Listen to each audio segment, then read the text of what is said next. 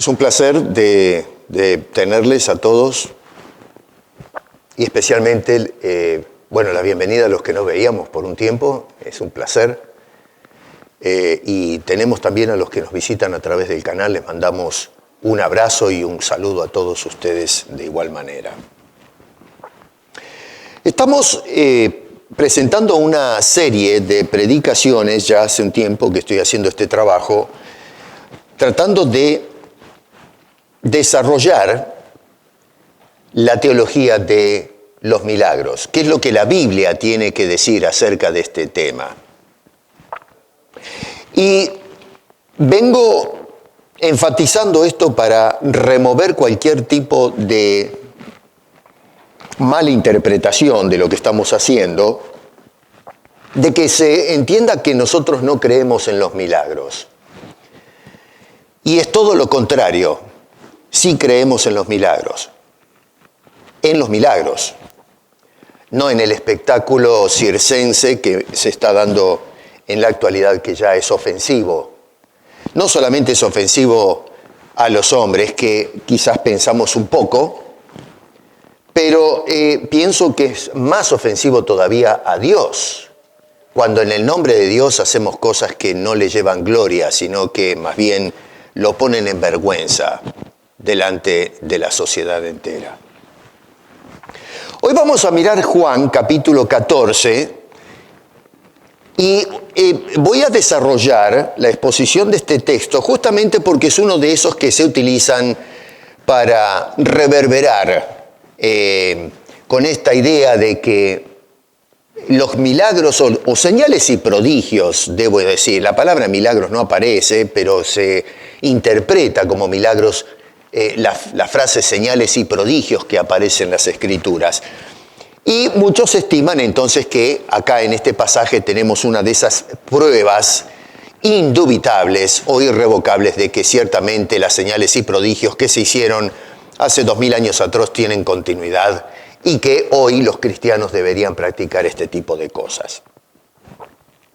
Muchos entonces justifican esa continuidad en el versículo 12 del capítulo 14. Ahora vamos a hacer un desarrollo de todo el texto, pero el verso 12 me llama la atención porque lo que notamos en este movimiento y en las personas que es una gran cantidad de gente que abraza esto, lo que hacen es agarrar un solo versículo. Y eso ya lo hemos visto varias veces, un solo verso de un discurso que está dando Jesús acá, que va del capítulo 14 al 16, el 17 es parte del discurso, pero en realidad es la oración que eleva Jesús al Padre, una oración pastoral por los discípulos que van a ser apóstoles y luego el resto de los que crean por la predicación de esta gente. Por eso es que digo 14 al 16. Pero bueno, ¿qué hacemos entonces? Tiramos por la ventana todo el discurso. Y lo que hacemos es agarrar una frase y construimos una teología basada en un solo versículo. Eso no se hace.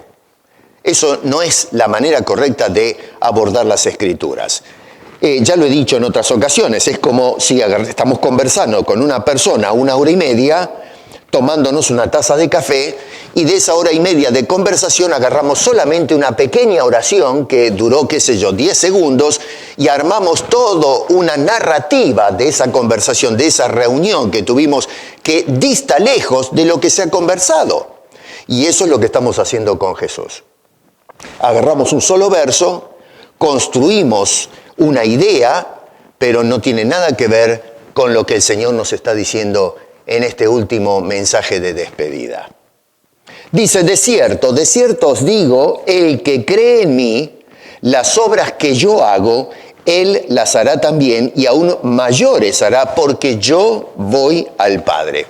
Así que este contingente de personas dicen, ahí está, no hay más nada que hablar. El Señor Jesucristo dice que todo el que cree en Él no solo hará las obras que Él hace, sino que va a hacer obras mayores que las que yo hago.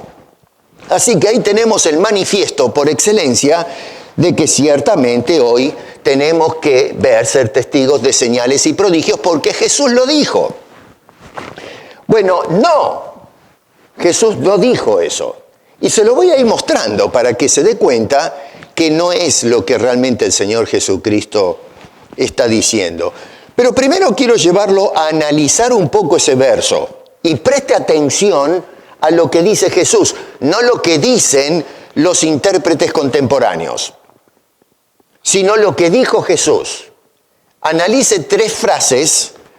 Pongámonos un momento a pensar en ese verso y hay 3 frases que nos tienen que poner a pensar y reevaluar la postura que se asume en la actualidad en cuanto a este tema.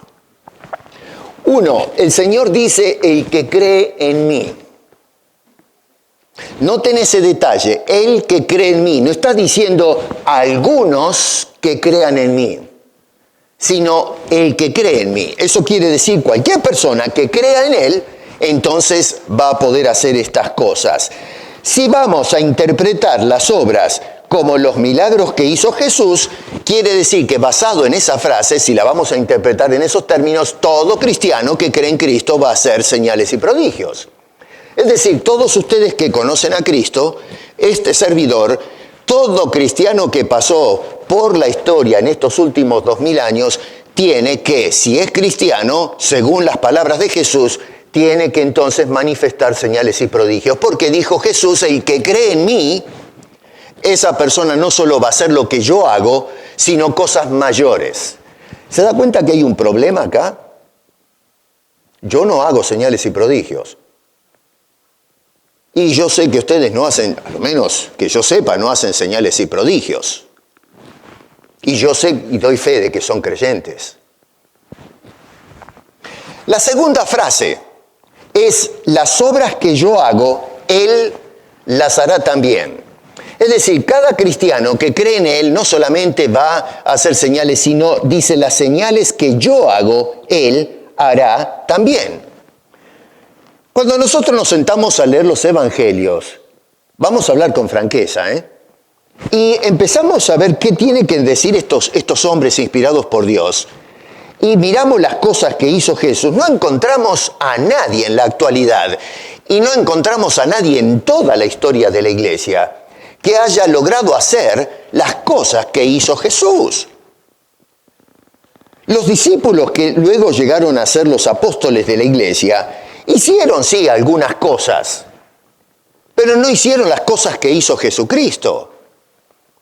Ninguno de los apóstoles vemos que hayan orado y hayan podido alimentar milagrosamente a una multitud, miles de personas que están sentados en un lugar.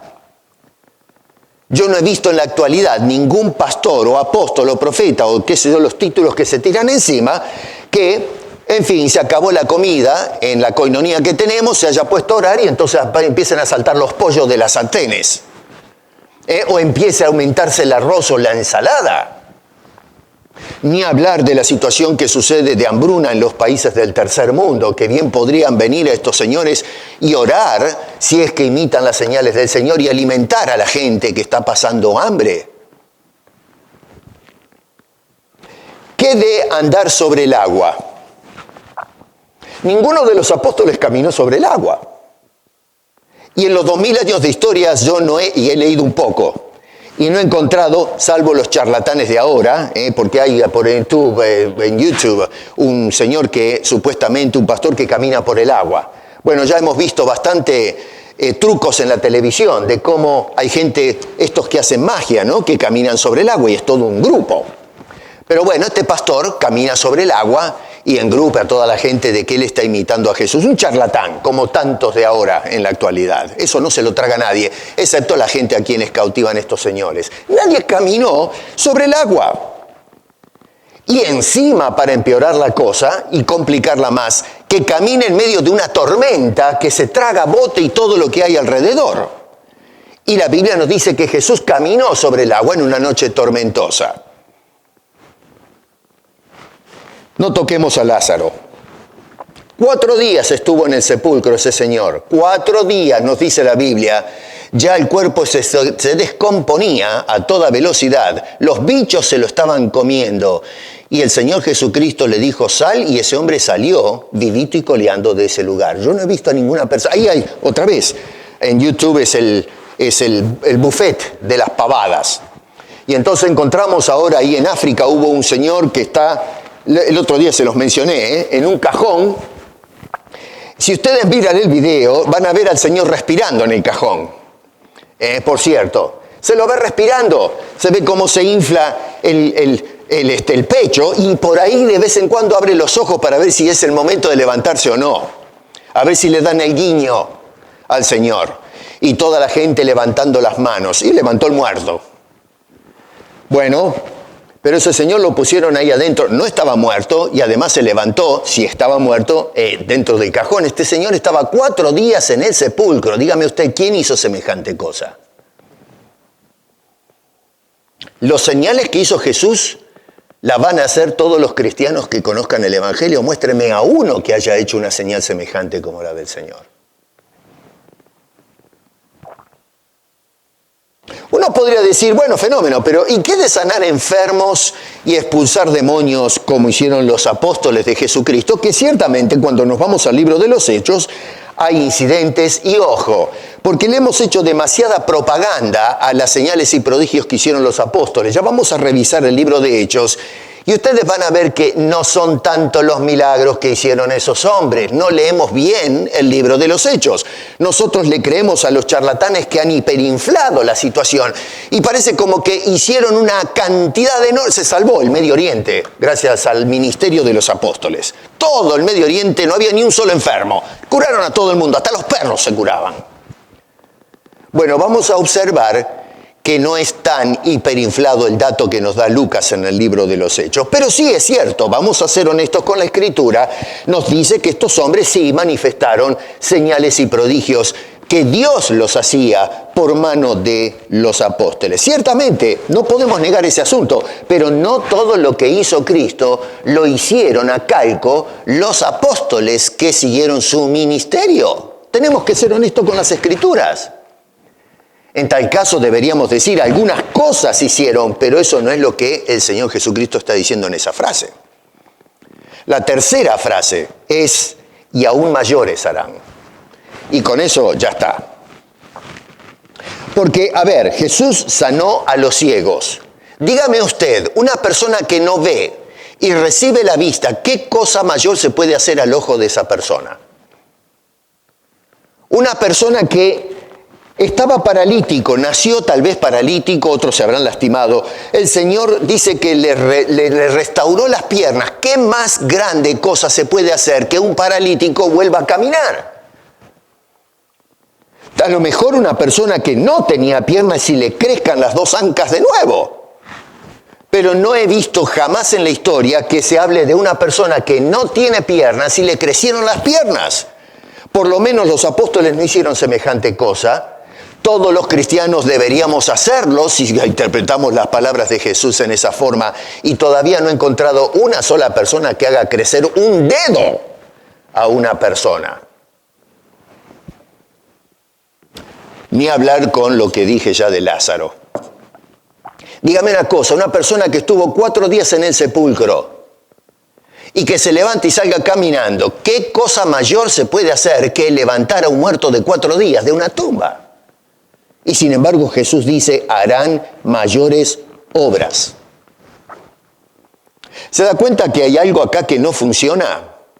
Que cuando comparamos lo que dice Jesús con la evidencia empírica, hay acá una discrepancia, estamos interpretando mal a Jesús. Algunos apelan, ¿no? Porque hay gente que le gusta retrucar. Ah, bueno, pero pastor, mire, ¿por qué? ¿Qué pasa con esto? Y entonces citan, por ejemplo, al libro de los Hechos en el capítulo 5, verso 12. ¿Se acuerdan la historia? Dice así, el verso 12 y el verso 15. Después léanlo bien en casa, todos esos versos. Ahora, por cuestión de tiempo, no reviso todo porque no nos vamos más.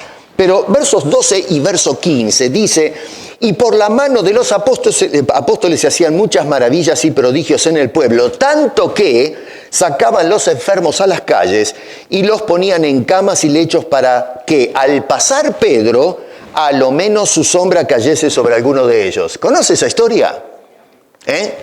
Así que, fíjense qué interesante. La gente se entera que anda Pedro por ahí, ya se conocía, ¿no es cierto?, estos hombres que el Señor estaba, ya vamos a hablar de esto, de validar la predicación.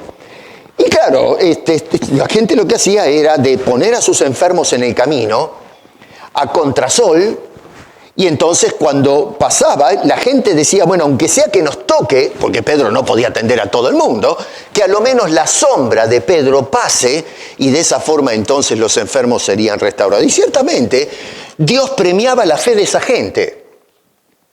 Por alguna razón Dios decidió sanar a los enfermos con la sombra de Pedro. Pero no es la sombra de Pedro la que está curando, es Dios que está premiando la fe de estas personas. Y cuando pasaba la sombra de Pedro al tocarlos, entonces Dios levantaba a esos enfermos. Ahora, esto no es una obra mayor a la que hizo Jesús. Nunca sanó Jesús tocando a alguien con su sombra. A lo menos yo no lo encuentro en ninguno de los evangelios y le he dado vuelta al asunto. Él escupió el barro, hizo un menjunje ahí, le enjuagó los ojos a una persona y le dio la vista, metía el dedo en la oreja de la gente, qué sé, le sacaba la cera, yo qué sé. Pero hacía cosas raras, hablaba, sanaba a la gente, los tocaba, una cosa tremenda. Pero no encontramos un episodio en que la sombra de Jesucristo tocara a alguien y lo restaurara. Así que la gente dice, bueno, ahí está, eso es mayor que Jesús. No, señor, no es mayor, porque lo que hacía era Jesús sanar, y lo que hizo, no Pedro, sino Dios, usando a Pedro, sanar enfermos. O sea que no hizo nada mayor, hizo lo mismo. La diferencia es la forma, no el grado del milagro, la forma. Eso no es mayor, eso es distinto. Pero otra vez miramos el asunto y le ponemos otros términos. No, señor, no es algo mayor lo que hizo Pedro. Es una manera diferente de hacer lo mismo que hizo el Señor, de sanar a los enfermos cuando los traían. Y eso es lo que sucedió con Pedro. No solamente eso, pero si miramos el texto y seguimos toda la narrativa, notamos que no es Pedro quien deliberadamente decidió sanar a esa gente. Pedro no dijo, vamos a hacer una campaña, pónganse todos acá en línea, yo voy a pasar y entonces voy a hacer que mi sombra caiga sobre todos ustedes y los voy a sanar. A Pedro no le subió esa idea, simplemente Pedro iba. Pedro no hizo esto deliberadamente, Dios lo hizo deliberadamente. Quizás le habrán contado a Pedro, ¿sabes lo que está pasando? Porque Pedro va caminando, como camina cualquier persona, y claro, le habrán dicho, Pedro, mira qué curioso, vas pasando con tu sombra y la gente salta por el aire siendo sanos. Pero si yo no hice eso, pero era Dios el que estaba haciendo el trabajo. Así que notamos que acá no es un asunto de la capacidad de Pedro de hacer la señal, sino cómo Dios premia la fe de esa persona. Y entonces eran restaurados por el poder de Dios.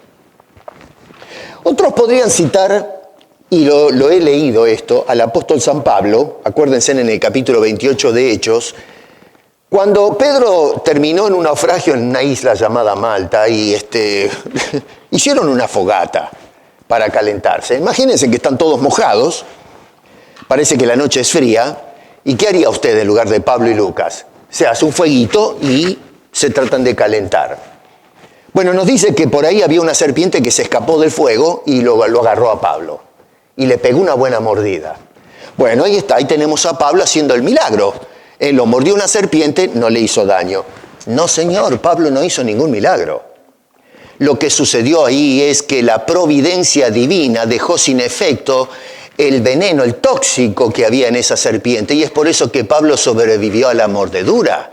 Pablo no dijo, en el nombre de Cristo, yo sano la picadura. ¿A dónde vemos semejante relato? Lucas no dice nada de eso, se lo metemos al texto. Pero eso no es lo que dice Lucas. Lucas dice, este hombre estaban esperando todos que se caiga muerto, y sin embargo este hombre zafó de la muerte. ¿Por qué? Bueno, porque la providencia divina dijo, no señor, yo a este hombre lo tengo que usar. Y preservó la vida de el apóstol San Pablo. Eso no es un milagro hecho por Pablo. Es una obra de protección providencial por parte de Dios. Dejó sin efecto los tóxicos de la mordedura de la serpiente. Estamos mirando mal las cosas. Dejémonos de chiquilinadas, de jugar con las Escrituras y hacerle decir a la Biblia cosas que no dicen, porque vamos mal. Por lo pronto, cuando dice, noten que cuando Jesús dice ahí en ese versículo, el que cree en mí, no se está refiriendo a todas las personas que crean en Jesucristo. Le está hablando a los discípulos. El que cree en mí de lo que estoy diciendo en este discurso, de estos que están escuchando a Jesús. Eso es a donde apunta todo el asunto. No quiere decir todos los que crean en mí. No, señores, el que cree en mí de los que están en este lugar. Se lo voy a probar. Sígame, mire el texto. En el verso 1 Jesús le dice a los discípulos, creed en mí. En el verso 11 dice, creedme que yo soy en el Padre. Y luego les dice, creedme por las mismas obras. Entonces, cuando vamos al verso 12, no es una idea separada o nueva que se inserta, sino una idea continuativa de lo que está hablando a los discípulos. Es decir, creedme a mí. Ustedes que me están escuchando, ¿quiénes son? Los discípulos que están sentados ahora con Jesús escuchando este mensaje, este discurso de despedida del Señor. Y entonces en el verso 13 dice, y todo lo que pidieres al Padre, ¿quiénes? Estos que están escuchando, los discípulos. Si estuviese hablando de todos los creyentes, la forma correcta de hablar, y Jesús, créame que sabía hablar, no tenía problemas de vocabulario, hubiese dicho, y todo lo que pidieren, todos los que crean, todo lo que pidieren los que creen, entonces el Padre responderá. Pero aquí está diciendo todo lo que pidieres. El pronombre está insertado. ¿Quiénes son esos quiénes? Son los discípulos. Miren ustedes bien la construcción gramatical del discurso de Jesús y se van a dar cuenta que no está hablando a todos los cristianos. La misma palabra interna nos está mostrando que habla a los discípulos. ¿Por qué le metemos ideas que no están en el texto? En esta porción introductoria del discurso de Jesús, que repito va del capítulo 14 al 16, vemos, a Tomás en el versículo 5. Luego tenemos a Felipe en el versículo 8, interpretando mal las palabras de Jesús. Y ahora, miren qué ironía, encontramos a un gran sector de la cristiandad todavía interpretando mal las palabras de Jesús en el verso 12. ¿No le parece irónico eso? Otra vez, repito, dos hombres en medio de este contingente que no están entendiendo bien, interpretan mal a Jesús. Y hoy seguimos con la misma, pero es que somos duros, Seguimos interpretando mal las palabras de Jesús en el discurso. En los versos 1 al 4, miren ahí síganme con sus Biblias, porque esto no es asunto de que me escuchen a mí. Sigan el texto, dejen que Jesús hoy nos esté hablando, como hizo con los discípulos. Versos 1 al 4, Jesús anima a los discípulos a tener confianza. Él les había dicho anteriormente en el capítulo 13, verso 15, le dijo, porque ejemplos he dado para que como yo os he hecho, vosotros también hagáis. Verso 18, no hablo de todos vosotros, yo sé a quienes he elegido, mas para que se cumpla la Escritura, el que come pan conmigo levantó contra mí su calcañar. Todavía no lo hace, pero está hablando de que ya está determinado, Judas está determinado a traicionar al Señor Jesucristo. Verso 21, habiendo dicho esto Jesús, se conmovió en espíritu y declaró y dijo, de cierto os digo que uno de vosotros me va a entregar. Verso 33, hijitos, aún estaré con vosotros un poco, me buscaréis, pero como dije a los judíos, así os digo ahora a vosotros, a donde yo voy vosotros no podéis ir. Y luego le dice a Pedro en el verso 36, en la segunda parte, a donde yo voy, no puedes seguir ahora, me has de seguir después. Estas son palabras tremendas, que el Señor le dijo a los discípulos, y cuando escucharon esto produjo una tremenda consternación. Les cambió el semblante a estos hombres. Y es por eso que Jesús en el verso 1 les dice, no se turbe vuestro corazón. A medida que van escuchando al Señor abriendo los sucesos que van a venir, esta gente empezó a decir, ¿pero de qué está hablando? ¿Qué está pasando acá? Y es por eso que se vinieron abajo. El Señor contempla la situación y entonces les da la palabra de ánimo. No se desanimen, no se me vengan abajo. Y entonces les inyecta estas palabras importantes que dicen estos versículos. Y Jesús anuncia, en este caso, tres cosas importantes. Número 1, dice, parto al Padre para preparar lugar para ustedes. Segundo, regreso nuevamente por ustedes. Y número 3, los voy a llevar a la presencia del Padre. O sea que el Señor acá describe los 3 pasos de nuestro destino, porque esto que le dice a los discípulos después hace eco en las enseñanzas de los apóstoles. 3 principios básicos. Número 1, partida. Número 2, retorno. Número 3, arrebatamiento o traslado. Dice, me voy, vuelvo y me los llevo. Bueno, Jesús está hablando entonces de su partida al Padre después de la crucifixión, la resurrección y elevación, luego el retorno de Jesús y luego me los llevo de nuevo. Es la traslación del pueblo. Si bien es cierto que está hablando a los discípulos, luego encontramos el eco de estas enseñanzas que sí se le aplica a los creyentes. Por eso más adelante el Señor ora en el capítulo 17, que no solamente ora por esto, sino por aquellos que van a oír por la predicación de estos discípulos que están recibiendo este discurso. Eso está en la oración pastoral de Jesús en el capítulo 17. Así que el Señor les dice, tengan confianza porque esto es lo que voy a hacer con ustedes. Y eso es lo que Jesús va a hacer con nosotros también. Repito, ahora no tengo tiempo para ir a buscar todos los textos, pero uno lee sin prejuicios el Nuevo Testamento y van a encontrar cómo la Biblia nos habla de que Jesús murió y ascendió al Padre, la ascensión de Cristo, nos habla de la segunda venida de Cristo y nos habla de la traslación del pueblo. Le llamamos arrebatamiento a eso, algunos le llaman el secuestro, qué sé yo. Bueno, es el rapto, le dice, no me gusta ese término, ¿no? Pero algunos lo entienden como rapto, me gusta más arrebatamiento. Vamos a ser llevados a la presencia de Dios, esa es enseñanza teológica de las Escrituras. Tomás en el verso 5 interpretó mal las palabras del Señor. Él entendió que Jesús se iba, pero que se iba a otra región. Y entonces este hombre dice, pero a ver, Señor, dinos, a ver cuál es el camino, no nos dejes así nomás, dinos cuál es el camino, así después nosotros te seguimos. No captó que las palabras del Señor son espirituales. Él pensaba en términos geográficos, por eso Jesús le tiene que aclarar el asunto y se refiere realmente, la respuesta, la aclaración en los versos 6 y 7. Jesús le dice a este hombre, no estoy tomando un camino, Felipe, yo soy el camino, Tomás, yo soy el camino. Y no solamente eso, pero dice, soy la verdad y la vida. Es más, nadie puede llegar a ese lugar, a la presencia del Padre, si no es a través de este camino, esta verdad y la vida misma. Cuando Jesús dice las palabras del verso 7, Felipe ahora es el que no capta correctamente lo que le dice el Señor. Verso 8 dice, Felipe le dijo, Señor, muéstranos el Padre y con eso nos quedamos tranquilos, con eso nos basta.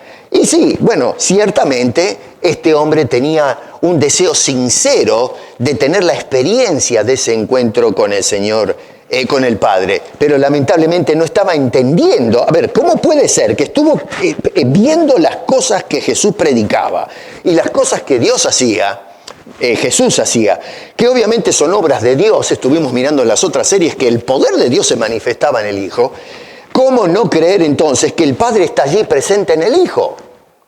Y eso es lo que el Señor le quiere aclarar a este hombre. El que me ha visto a mí ha visto al Padre. ¿Cómo puede ser que todavía no te haya caído la ficha?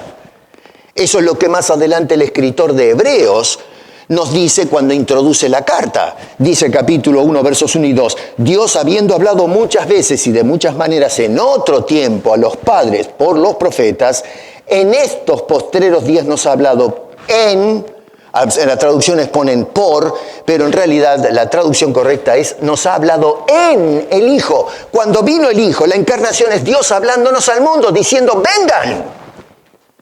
Dios nos está hablando en el Hijo, por medio del Hijo. Nos está llamando a venir a la salvación, a su clemencia.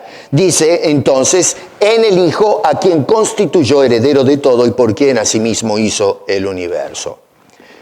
Así que entonces Jesús les explica, le explica a Felipe en este caso, en líneas generales a los discípulos, pero está tratando de responder a Felipe. Lo dicen en los versos 9 al 11. El verso 11 vamos a leer nada más. Dice, las palabras que yo os hablo, no las hablo de mi propia cuenta, sino que el Padre que mora en mí, Él, noten el énfasis, Él hace las obras. Uno dice, Jesús hizo las obras. Sí, pero tenemos la tendencia de desconectar o divorciar al Padre del Hijo. Pero teológicamente el Padre y el Hijo es uno. Son dos personas, pero una esencia. Y es por eso que dice, lo que yo hago es el Padre obrando. Cuando, repito, Pedro se sanaba la gente con la sombra de Pedro. No era Pedro, ni la sombra. Dígame, ¿qué va a haber poder en una sombra? Es Dios, el Padre, que está haciendo el fenómeno de restauración. Así que no estaban interpretando bien a Jesús. Y es por eso que Jesús corrige el asunto. Y hoy seguimos con la misma la obstinación de interpretar mal a Jesús en el versículo 2. Es increíble. Increíble. Para interpretar correctamente esto, el discurso de Jesús y lo que está tratando de decirles el Señor en ese versículo 12, tenemos que ver todo el contenido del discurso, no el verso 12. Todo, la dinámica de lo que va desarrollando el Señor en estos dos capítulos en realidad. Repito, el 17 es la oración de Jesús. Resulta que el Señor le anuncia a los discípulos acerca de su partida. En el verso 13, verso 33, les dice, a donde yo voy. Tienen que tener la Biblia abierta para observar la dinámica, a donde yo voy. Esa frase, voy, me está diciendo, se va.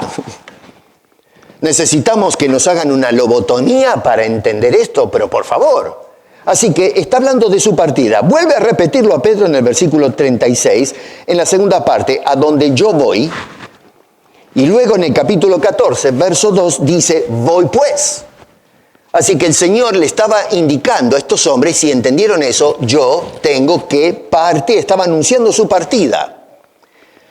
Él parte, le dice a los discípulos, pero en el capítulo 14, verso 18, les dice, no os dejaré huérfanos, vendré a vosotros. Me voy, pero no los voy a abandonar, no los dejo solos, voy a volver otra vez. Ahora la pregunta es, ¿cómo? ¿Cuándo? ¿De qué manera va a volver el Señor? Bueno, en el capítulo 14, versos 16 y 17 dice, yo rogaré al Padre y Él os dará otro consolador. Primero fue el Señor, ahora parte y viene otro consolador para que esté con vosotros para siempre. ¿Se dan cuenta? La dinámica. Y luego dice, ¿cuál es ese consolador? El Espíritu de verdad, el cual el mundo no puede recibir porque no le ve, etcétera, ¿no es cierto? Y luego más adelante es verso 26, ese consolador es el Espíritu Santo. Así que el mismo Señor nos está abriendo, hacemos preguntas, ¿pero de qué estás hablando? El mismo Señor nos está respondiendo todas esas cosas. Yo no necesito que venga un intérprete de estos descarados que le ponen al texto cualquier cosa y uno dice, bueno, a ver, vamos a ver dónde está eso en la Biblia. Y no lo encuentra ni por atrás ni por adelante. Pero si el Señor nos está dando la información. Lo que pasa es que no estamos haciendo preguntas y quizás si hacemos las preguntas son las preguntas incorrectas. Y por eso terminamos en cualquier cosa. En el capítulo 16, verso 7, dice, pero yo os digo la verdad, os conviene que yo me vaya, porque, y noten allí, me vaya, otra vez el traslado del Señor se va, porque si no me fuere, el Consolador no vendría a vosotros, mas si me fuere, os lo enviaré.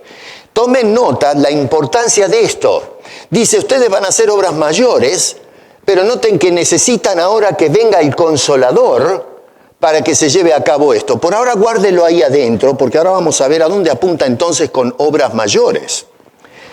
Cuando venga ese Consolador, les explica cuál es la labor del Espíritu Santo. Y no aparece señales y prodigios por ningún lado.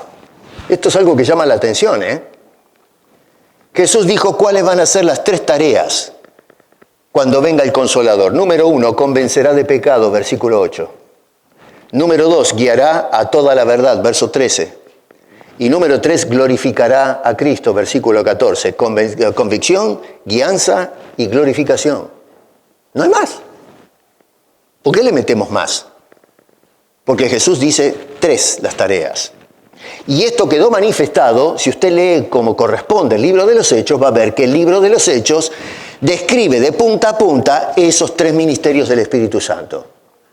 Estos hombres empezaron a predicar y fue el Espíritu el que le daba convicción a los incrédulos para que vengan a los pies de Cristo. Pedro ya decía, arrepiéntanse. Y la gente, por causa de la operación del Espíritu que el Señor les dijo, cuando venga el Consolador va a traer convicción. Dice, convencerá al mundo de pecado, de justicia, de juicio. Luego, en cuanto a los creyentes, es el que los va a guiar a la verdad, los saca de la ignorancia, de las penumbras, y es el que guía a aquel que vino a los pies de Cristo a toda verdad, no a alguna, sino a toda la verdad en cuanto a las cosas de Dios. Y luego nos dice que el Espíritu lo que va a hacer en el pueblo que vino a Cristo es glorificar a Cristo, no a los curanderos, no a los pastores, a los apóstoles. Cuando vemos nosotros en el libro de Hechos que se glorificaban a los hombres de Dios. Al contrario, estos hombres decían, somos pobres, humildes, siervos del Señor. Se pusieron a la par de los demás.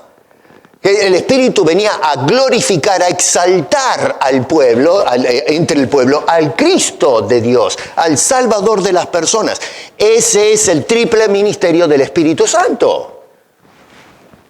Hoy no se habla nada de eso. Pero eso es lo que dice Jesús. Esto no se lo estoy diciendo yo, Lo dice ahí el texto. Y bueno. ¿En qué sentido sobrepasa entonces las obras de estos que creen, los discípulos, a las obras de Jesús?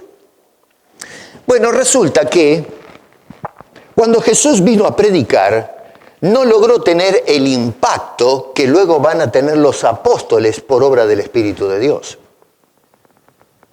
Jesús predicó a multitudes, pero no se convirtieron las multitudes. Y tal es así que cuando ustedes van avanzando en los evangelios, ni siquiera los discípulos estuvieron al lado del Señor. Salieron todos corriendo, no quedó nadie.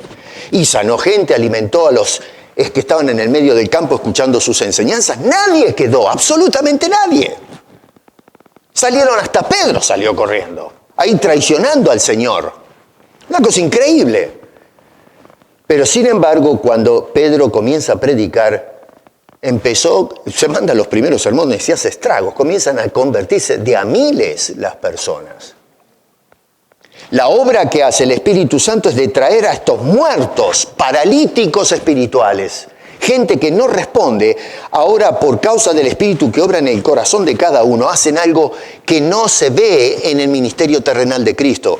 La otra cosa es que el ministerio de Cristo fue limitado en forma geográfica. Se centró en las zonas de lo que llamamos mal Palestina, vamos a decir el rincón del Medio Oriente, en el territorio de Jerusalén, Siria, por ahí ahora, ¿no es cierto? Un minúsculo circuito. Pero luego estos hombres, por el Espíritu Santo, van a ir ampliando el ministerio y van a salir por todas partes. La comisión es: iréis hasta lo último de la tierra. Y de esa manera ampliaron la campaña, la obra que comenzó el Señor Jesucristo, que fue limitada.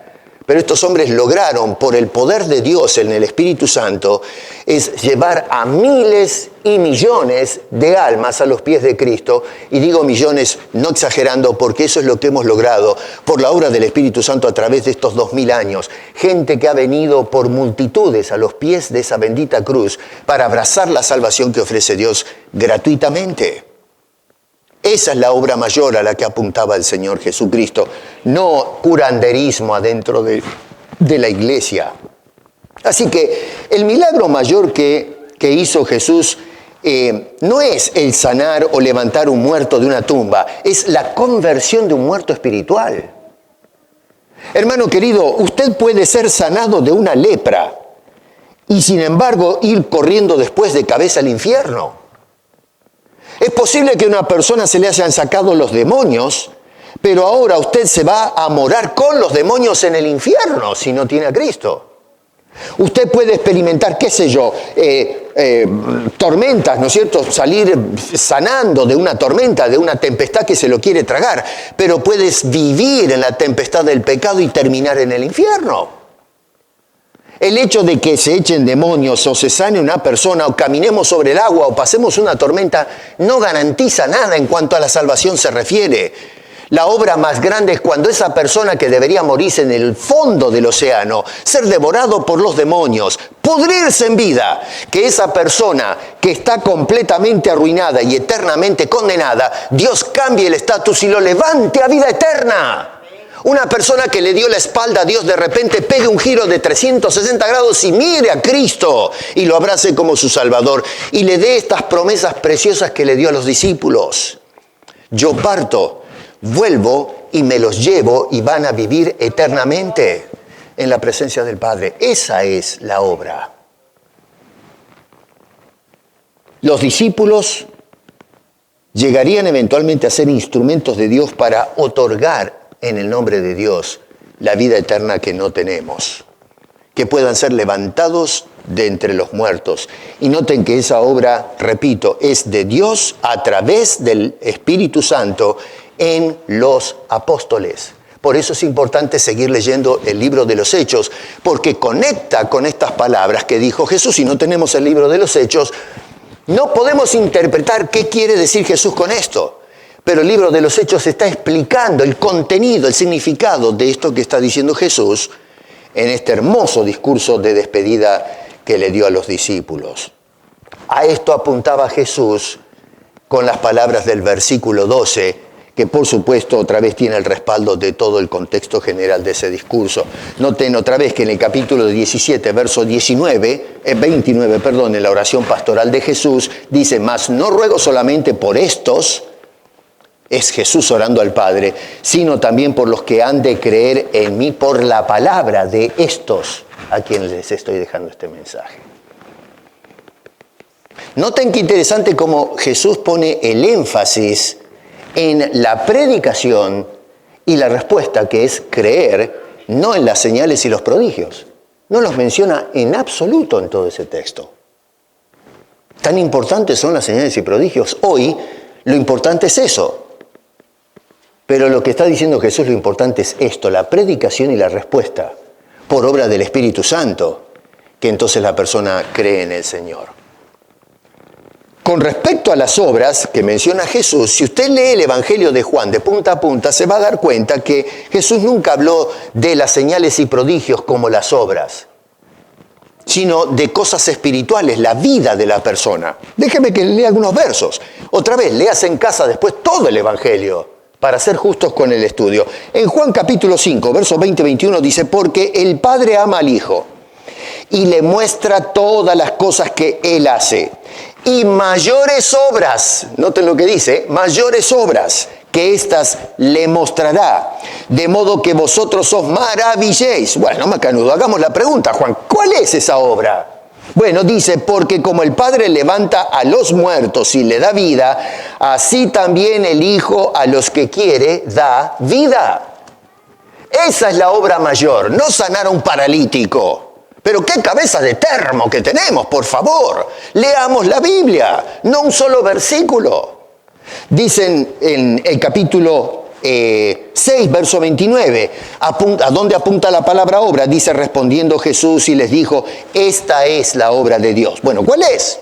Bueno, la obra es que creáis en el que Él ha enviado. No, ¿cómo? La obra de Dios es sanar a los leprosos, abrirle la vista a los ciegos. No. Mientras Él hacía el trabajo, ciertamente era movido a compasión y se preocupaba y sanaba a la gente, pero esa no era la obra. Jesús no vino a hacer curanderismo, hermano. Él vino a salvar a las almas.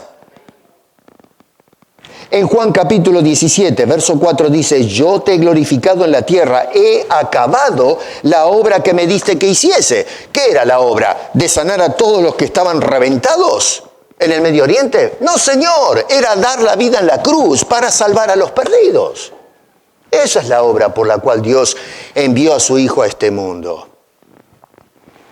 Así que, como ven o no ven, ¿qué quieren que les diga? Hay gente que por más que le digamos esto, no la ven porque están ciegos. ¿Qué quieren? Sí, a ver, pero escúcheme una cosa, si vamos haciendo el delineamiento exegético y todavía con eso, mirando lo que dice el Señor, no lo vemos y bueno, no sé, qué sé yo, ahí tiene la válvula cerrada. No, ya no podemos hacer nada. Voy a orar por usted para que el Espíritu le abra los ojos, porque yo no hago señales y maravillas, no les puedo destapar la costra que hay en el ojo. El antifaz tiene que...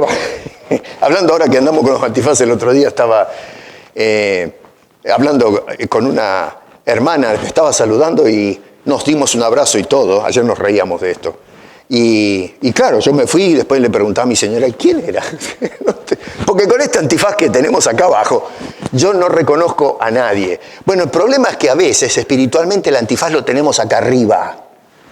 Bájate el antifaz, cúbrete la nariz, pero abre los ojos para ver lo que dice el Señor. Así que este versículo lo han agarrado de cualquier forma. Y así como Tomás y Felipe interpretaron a Jesús de cualquier manera, hoy todavía hay creyentes que siguen interpretando a Jesús de cualquier manera, haciendo de las palabras de Jesús cualquier cosa para justificar el curanderismo dentro de la iglesia. Hombres que hacen señales y maravillas porque el Señor dijo que todo creyente que crea en Él va a hacer las mismas señales y mayores que estas. Y entonces hacemos un relajo con este bendito sermón, esta enseñanza que nos dejó el Señor Jesucristo a través de lo que le habló a los discípulos y que tiene proyección hacia nosotros. Ahora, esto es explicativo. Uno puede decir, bueno, pero fenómeno, pastor, ¿y qué hago con eso? Está bien, me aclaró el asunto, pero ¿y mi vida privada? Ahora cuando me voy de la iglesia, ¿qué hago con esto? ¿Cómo me ayuda esto que dijo Jesús? Le estuve dando vuelta al asunto y hay algunas cosas que quiero en unos pocos minutos dejarles a ustedes. Hay gente que en este mundo existe, pero no saben por dónde ir en la vida. Están completamente desorientados, no saben qué hacer. Personas que no saben cuál es la verdad, tienen una confusión, un meollo de cosas que no saben para dónde apuntar. Hoy todo el mundo reclama ser el dueño de la verdad y resulta que cuando empezamos a analizar las cosas decimos, no, esto es un fraude. Entonces hoy la gente dice, ¿dónde encuentro yo realmente la verdad? Y hay personas que francamente no saben cómo vivir la vida realmente. Bueno, la respuesta a estas incertidumbres existenciales las tenemos en Jesús, ahí en el capítulo 14, en el versículo 6. Noten que Jesús nos dice esto. Si tú no sabes cómo vivir, Jesús dice, por dónde ir en la vida, mejor dicho, Jesús dice, yo soy el camino. No sé para dónde arrancar, en qué dirección ir. En el hogar, en el trabajo, en la sociedad, la manera de pensar del mundo. No tengo la menor idea para dónde arrancar. Bueno, mira lo que dice Jesús, yo soy el camino. Déjate de cosas y mira a Jesús y síguelo, porque Él es el camino. Y no solamente eso, pero si no sabe usted cuál es la verdad, Jesús dijo, yo soy la verdad. Y el Señor dice que si tú no sabes cómo vivir, estás desorientado. Hay gente que se dedica al alcohol, a las drogas, a los vicios, porque realmente está cansado de vivir porque no sabe cómo vivir. Jesús dice, yo soy la vida. Y luego nos da este regalo hermoso de la presencia de Dios. Nadie viene al Padre si no es por mí. El interés de Jesús es que vengamos a la presencia de Dios para hacer sentido de nuestras vidas.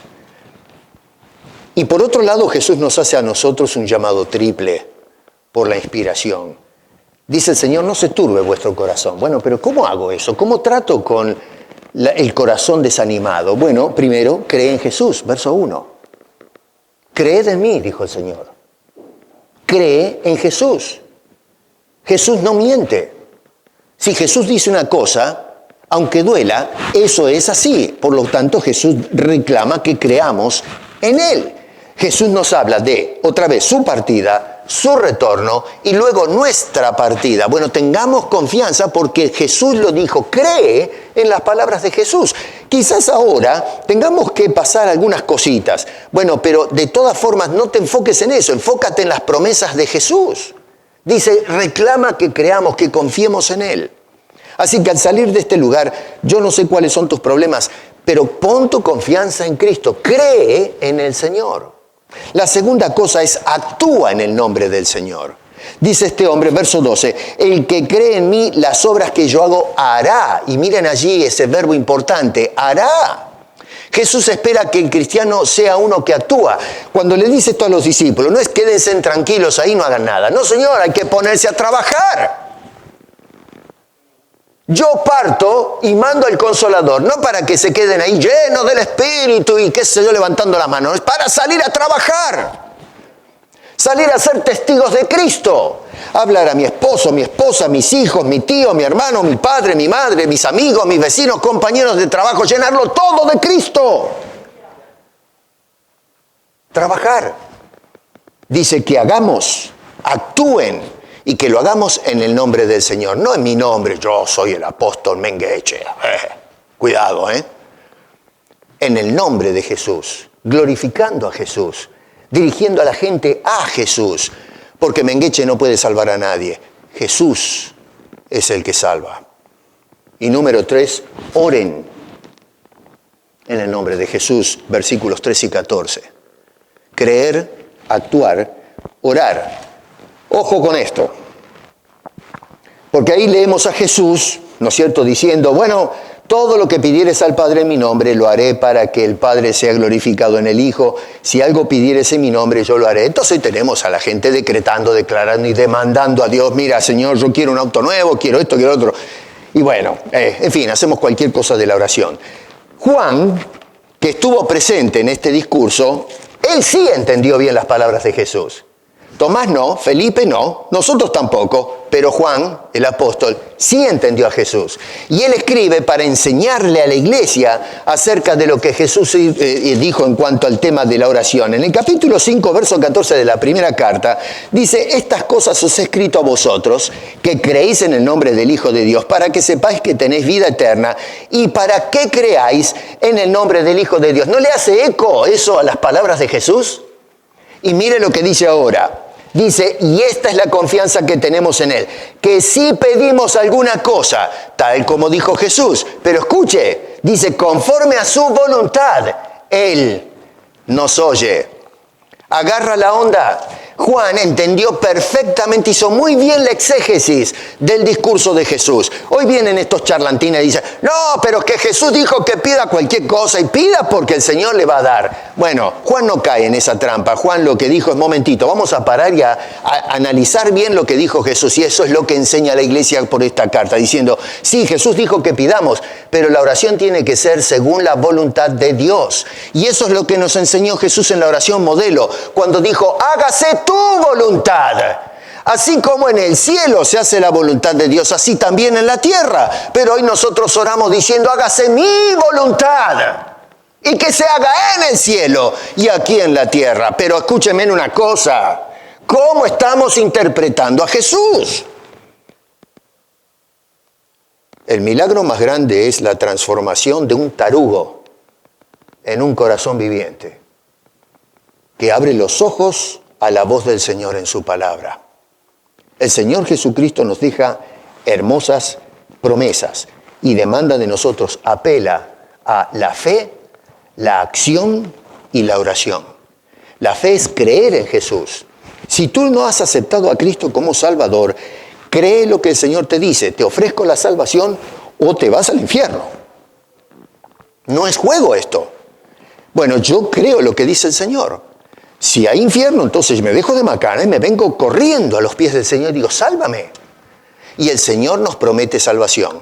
Por eso dice, no se turbe el corazón de ustedes. Creen en Dios, crean también en mí. En la casa de mi Padre hay un montón de moradas y voy a preparar lugar para vosotros. Y esa es la promesa que nos hace el Nuevo Testamento. Luego, entonces, actuar, no quedarte quieto. Como cristiano, lánzate al trabajo que comenzó el Señor, de presentar el reino de los cielos que se ha acercado y doblar las rodillas y orar. Abrazo partido. Que el Señor levante obreros para su mies, que nos pueda dar almas para Cristo. Habla con tu vecino, habla con tu hermano de sangre, tus padres, con quien sea el compañero de trabajo, háblale. Si se convierte o no se convierte, eso es problema del Espíritu ya. El Señor dijo, esa es la tarea del Espíritu Santo de traer convicción, no nuestra. Pero tú abre la boca y háblale a esa persona de Jesucristo ofreciendo salvación. Esa es la gran obra a la cual nosotros superamos al Señor. Él tuvo solamente unos pocos años de ministerio. Nosotros tenemos, por la gracia de Dios, toda la vida y ya llevamos 2000 años haciendo esta tarea. Y miren la cantidad de personas que han llegado a los pies de Jesucristo. Hemos dado vuelta al mundo con la palabra de Dios.